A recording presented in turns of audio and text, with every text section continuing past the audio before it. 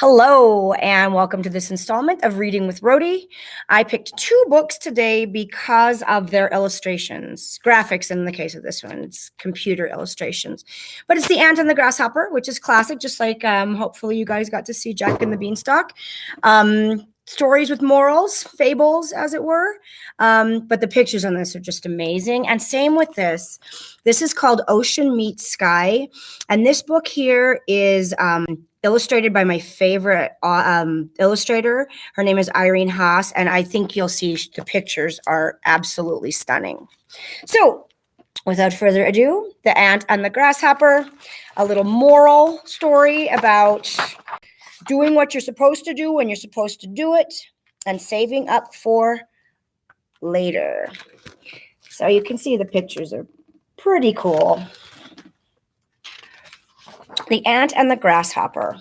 Somewhere on the boulevards of backyards, an ant was struggling with the remnants of a picnic.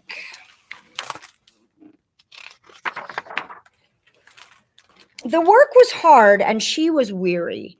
With a heavy sigh, and she persevered, though each blade of grass seemed to thwart her on this hot and humid day.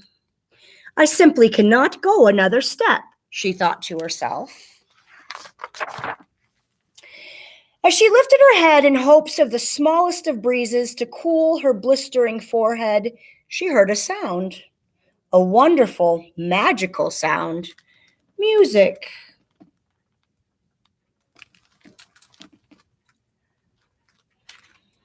I like how surprised she looks in that. With a great heave, she shouldered her sticky burden and moved in the direction of the sound. She's carrying a watermelon that she carted off from a picnic.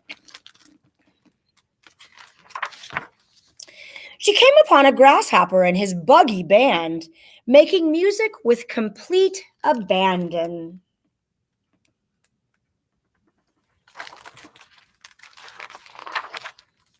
The ant had never heard such joyful noise. She smiled, which on an ant can look a little strange, and listened to the music, her antenna switching to the beat. The weariness seemed to leave her little ant body with every note they played. Boy, I sure know that. Music is the best thing I have in my life to rejuvenate my soul. When the music stopped, the grasshopper called to her, "Hey there, baby. Why don't you put down that big sticky thing and come groove with us?"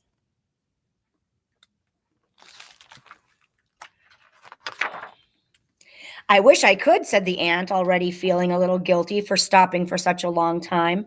"But I must get this back to the colony. My family will be waiting for me." Hoisting her load a little higher, she said, "Thank you for your beautiful noise. It made my heart much lighter."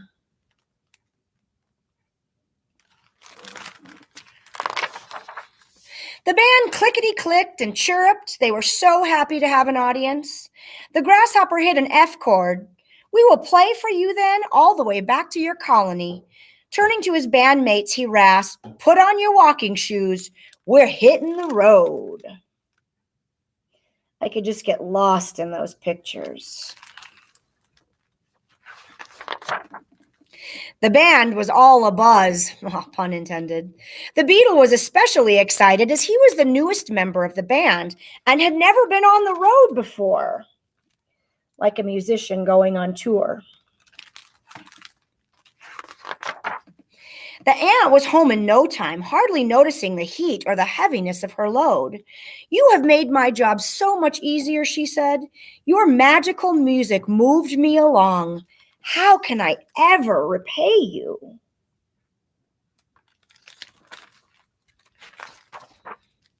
The grasshopper thought for a moment. "Well, baby, our music might be red hot, but we like to be cool. Sometimes it's hard to catch a break out there on the boulevard." The ant smiled her funky little smile. "It's cool under the ground in our colony. Please come and share your music and we will have a party. Come on, everybody, we're going underground."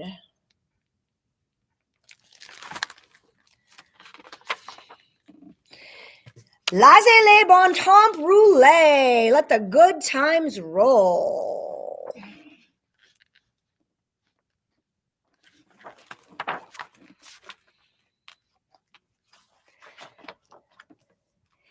And the music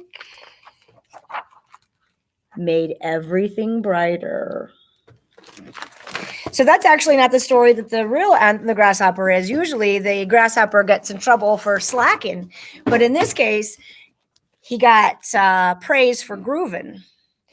And this Ocean Meets Sky, like I said, it's just the illustrations are beautiful. I hope you are as mesmerized by it as I am. It's all about a dreamy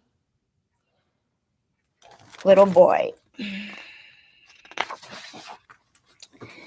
Finn lived by the sea, and the sea lived by him. It's a good day for sailing, his grandfather would have said. I'll give you another picture of that, because obviously he's looking out and thinking of his grandpa. Telling him stories, Finn remembered Grandpa's voice, telling him stories about a place far away where ocean meets sky.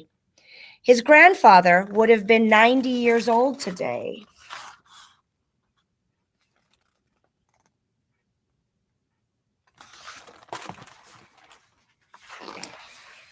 To honor him, Finn built a boat fit for a long journey, one they had planned together.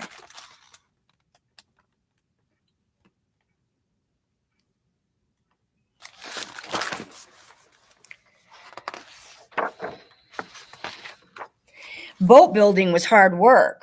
Finn took a short nap below decks. When he awoke, he felt the boat rocking gently beneath him.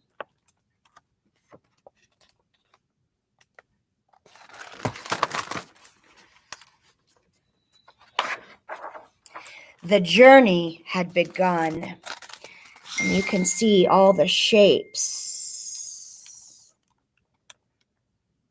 in the clouds that he's dreaming of. I don't think the open sea would feel so lonely, Finn said after some time. This caught the attention of a great golden fish.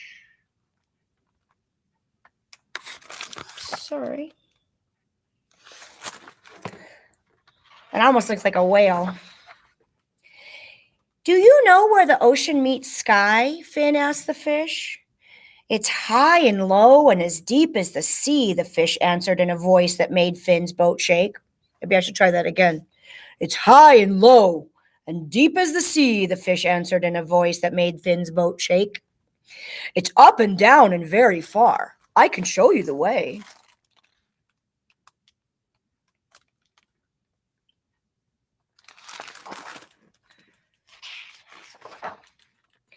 He followed the golden fish to the Library Islands, where 100 bookish birds were roosting. I'm going to give you a little more time to look at this, because it's really just a delightful illustration.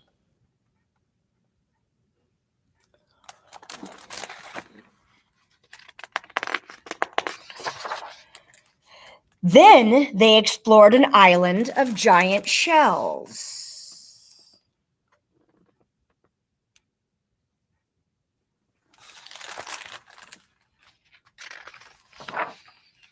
And crossed a sea of moon jellies dancing.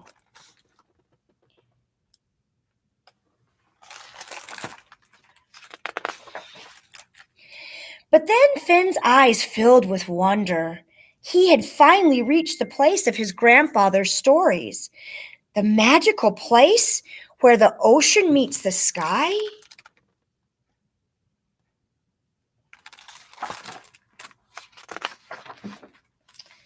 His boat began to lift from the water, or had the water fallen away?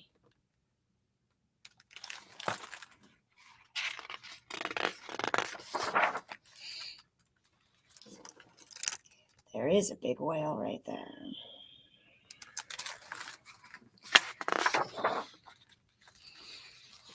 And all the boats and balloons together, the ocean and the sky coming together like his grandpa's fantasy stories. And then there's more. Every time a story is told, another vessel is added to the picture. The whales look like balloons. The golden fish swam toward the moon. Finn followed. He wanted to say goodbye. Notice the moon looks like the grandfather.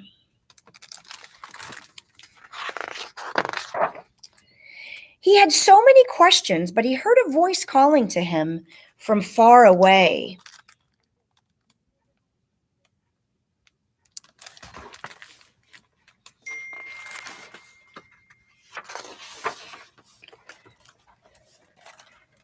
Finn?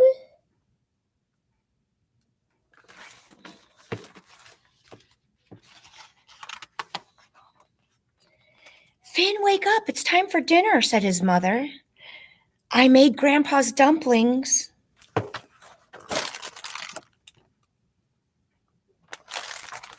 Finn looked out across the sea to that magical place far away where the ocean meets the sky.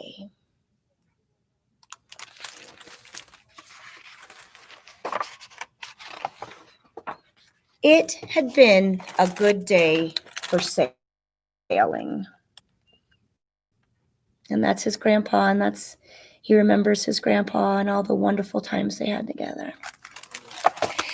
That was a short one, but I hope you enjoyed it. Thank you very much. And I look forward to seeing you guys in person soon. Take care.